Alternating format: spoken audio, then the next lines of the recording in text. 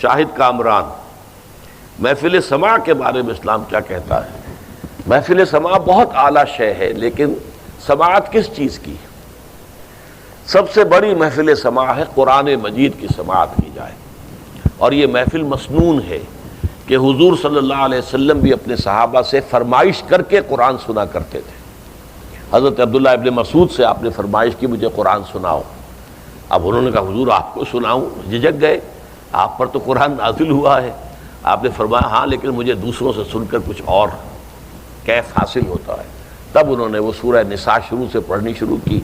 اب وہ گردن جھکائے پڑھ رہے ہوں گے اور صحابہ بھی موجود تھے، حضور بھی تھے، سن رہے تھے۔ تو جب 41ویں آیت پر آئے فَكَيْفَ إِذَا جِئْنَا مِن كُلِّ أُمَّةٍ بِشَهِيدٍ وَجِئْنَا بِكَ عَلَىٰ هَٰؤُلَاءِ شَهِيدًا، تو حضور نے فرمایا بس کرو، حسبک حسبک، بس کرو۔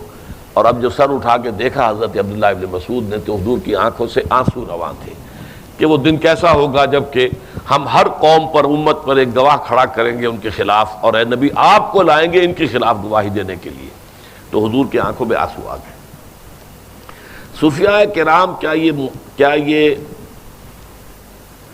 اسلام میں داخل رہتے ہوئے سنتے ہیں؟ دیکھیے جہاں تک تو ہے سماع کا، اور سماع کے اندر شرائط جو ہے ہمارے اولین صوفیاء نے، اب اچھے اشعار اور خوش روحانی سے پڑھے جا رہے ہیں تو اس کی کیفیت ہوتی ہے جو طاری ہوتی ہے، چونکہ موسیقی ہے، موسیقی کے اندر بھی تو ایک اثر ہے۔ تو چونکہ اشعار جو ہوتے ہیں وہ ایک موزون کلام ہوتا ہے، اس کے اندر ایک ردم ہوتا ہے، تو اس کا ایک اثر ہوتا ہے۔ تو اچھی آواز سے کوئی شخص پڑھے، جیسے کہ حضور نے ہمیں حکم دیا قرآن کو بڑی اچھی آواز سے پڑھنے کی کوشش کرو، زینوا القرآن باصواتکم، تو اسی طریقے سے اگر اچھے اشعار میں اچھے جذبات ہوں، اللہ کی حمد ہو، حضور کی نعت ہو، یا اور اسی طرح کی باتیں ہوں، تو اس کو اگر سنا جائے تو یقیناً دل پر اثر ہوتا ہے۔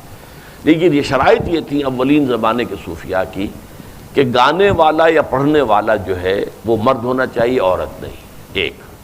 نمبر دو، وہ امرد نہیں ہونا چاہیے، یعنی کم عمر کا جس کو ابھی داڑھی مونچھیں نہ آئی ہوں، ایسا نہیں ہونا چاہیے، بلکہ یہ کہ پکی عمر کا وہ آدمی ہونا چاہیے۔ اور نمبر تین، اس میں مزامیر کوئی نہیں ہوں گے، سوائے اس کے کہ ایک دف جو ہے اس کی اجازت ہے اسلام میں، باقی اور کوئی جو انسٹرومنٹل میوزک ہے وہ اس میں اجازت نہیں ہے۔ تو ابتدا میں تو سماع کا معاملہ شروع ہوا تھا ان شرائط اور حدود اور قیود کے ساتھ، پھر ہوتے ہوتے جو اب ہمارے یہاں بدعات بے شمار آ گئیں تو یہ بھی آ گئی چیزیں، تو یہ چیزیں صحیح نہیں ہیں اصل میں۔